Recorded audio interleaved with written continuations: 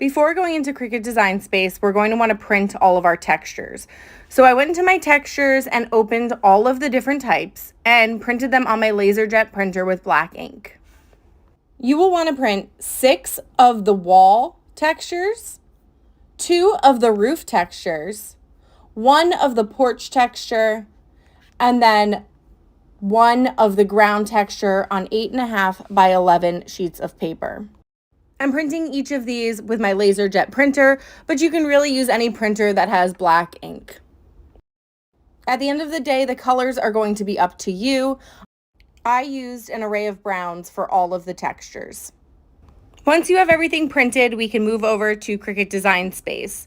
You can see I've uploaded all of the SVG files, and I did not change any of the sizing. The sizing was perfect, and you do not need to mess with any of it.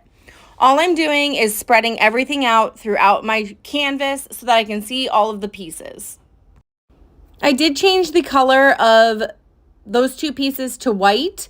I would suggest changing it to a different color because those are supposed to be your mirror pieces. So those 2 pieces right up top, I would change them to like a pink or a blue. That way I knew that was supposed to be my vinyl.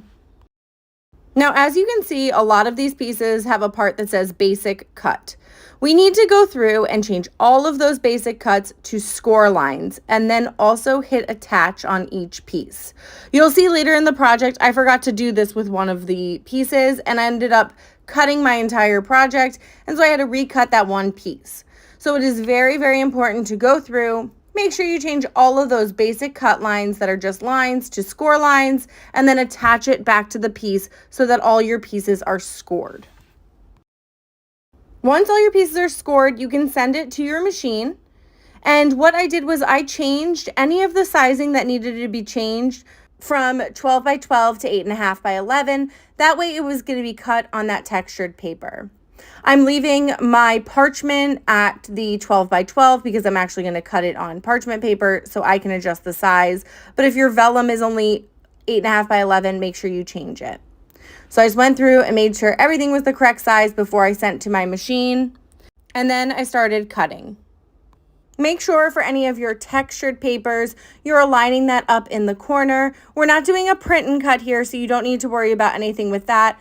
But make sure your textures are facing this way for the 8 by 11 before you put it into your machine, and that it's nice and secure to your mats. Once I had everything cut, I placed it into piles before getting started on the project to make sure I had all of my pieces. So let's get started.